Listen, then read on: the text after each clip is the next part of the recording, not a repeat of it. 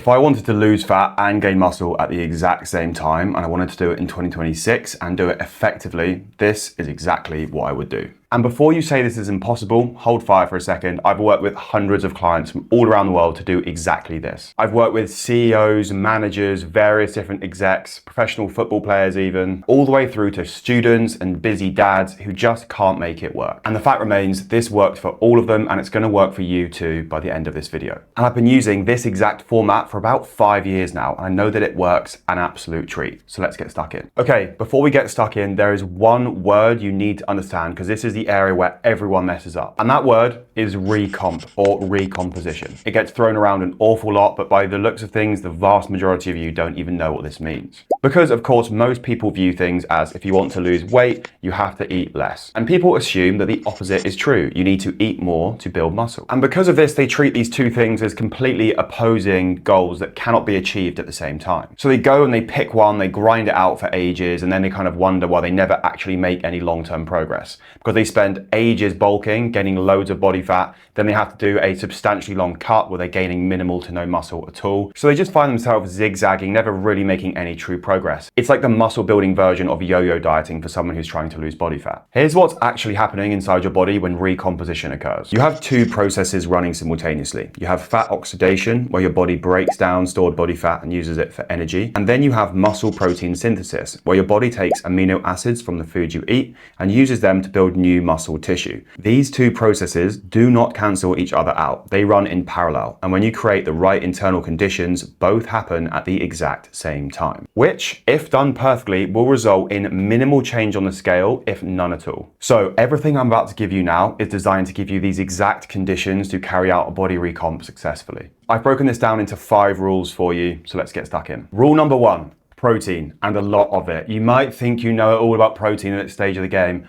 Just wait a sec, have a little listen, I bet you're messing up the numbers. This is the most boring, but it's also one of the most important, so that's why it goes number 1 on the list. This is a complete non-negotiable. The reason why most men don't successfully alter their body composition isn't because they're not training hard enough. Usually it's simply because they're not nailing nutrition. Specifically, they're not nailing their protein intake. They're just simply not eating enough of it. And I say to every single client I work with, whenever we start working together, I set them their protein targets. They look at it and they go, mate, this is just way too hard. There's no way on earth I can possibly do this. I say to them, I'm sorry, mate, I don't make the rules. If you want to do this properly, you have to abide by the rules. You cannot deny your own biology. And the rules are 1.8 to 2.2 grams of protein per kilogram of body weight every single day. So for an 85 kilogram man, that's between 150 to 190 grams of protein every single day. For the vast majority of men that I work with, when we do our diet analysis at the start of the process, I tend to see somewhere in the range of like 60 to 100 grams of protein a day. Way, way, way under where you need to be, okay? Again,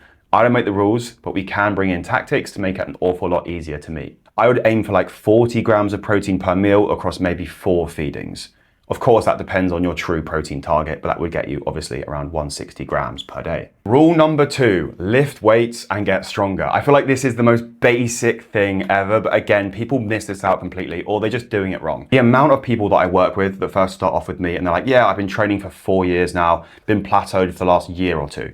And it's like, okay, sure, maybe it's nutrition, highly likely a combination of nutrition and training, but let's definitely troubleshoot your programming to see what you're doing wrong. And if it's not the programming, is it more likely just how you're tackling the session? One thing that I see constantly too is that men that are obsessing over losing body fat do loads of cardio, particularly like in high intensity cardio, lots of running. They're cutting their food drastically as well. They might be getting lighter on the scale, but they're getting really damn soft in the process, okay? They are 100% losing muscle mass at the same time. Now this links back to the protein point. Protein needs to be there to make sure you hold on to muscle mass and grow muscle mass as well.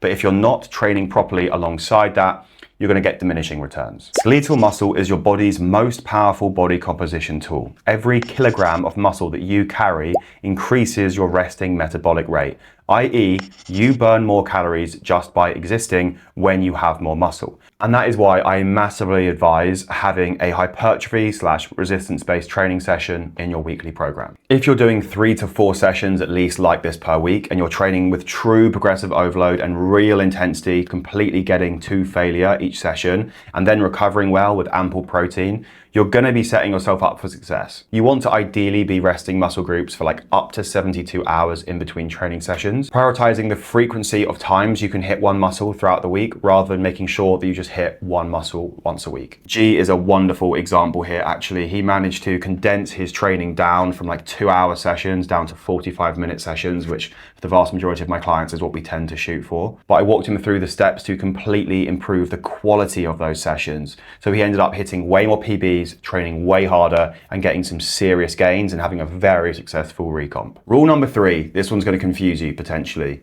Eat in a slight deficit. This is the one that kind of trips people up the most. Again, they think that building muscle equals calorie surplus. They think body fat reduction equals calorie deficit, which to an extent is correct. Recomp is slightly different. What we're trying to do here is prime your body to be in the perfect state for some slight body fat loss and some slight muscle gain, okay? And doing that properly means a very small calorie deficit. For body recomposition, the research points to a very specific window, a modest calorie deficit of around 200 to 300 calories below your maintenance. And here's why that number matters. And I like to explain this to my clients kind of like a dial. Let's put one on screen. An aggressive deficit equals fast weight loss, but muscle gets sacrificed too.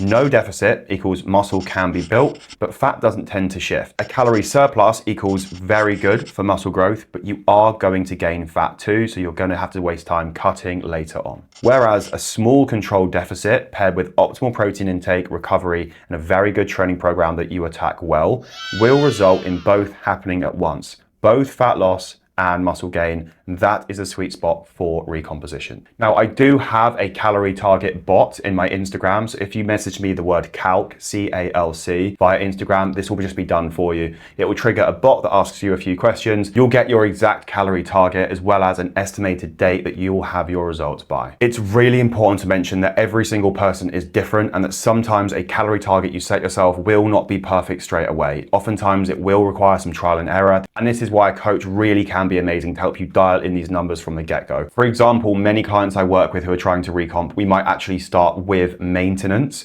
and then we start phasing out into more of a 200 deficit or 300 deficit potentially. And I'll tell you now for one thing, when you start doing this, it is going to feel like more food than you think when we do it properly. And that's the whole point. Rule 4, sleep like a goddamn baby. Because the thing is, while you sleep, your body releases the majority of its daily growth hormone. It is essentially a free anabolic that most men are completely leaving on the table every single night. And of course, we should touch on the muscle side of things as well, because less sleep equals more cortisol. Cortisol is a stress hormone and cortisol is catabolic. This means when your cortisol is elevated that you're actively breaking down muscle tissue. Now pair that with 5 to 6 hours of sleep per night, you are chemically undermining your ability to grow and maintain muscle mass. So without scaring the living shit out of you to the point where you can't sleep every night, you want to be aiming for 7 to even up to 9 hours of good sleep per night where possible. And if you want a full sleep training that I provide for my clients, head over to my Instagram, message me the word sleep, and I'll send it to you. It's like a 25-minute video that breaks down everything you need to know to optimize your sleep. And rule number 5 is take creatine. Now, no, creatine is not completely magic. It is probably the closest thing we have to magic in our world right now, frankly. Where creatine won't get you results by itself, if you didn't take creatine while doing these other 4 rules, you're probably leaving some progress on the table. Now, creatine monohydrate is the most researched supplement in sports science. It's actually really kind of boring at this point.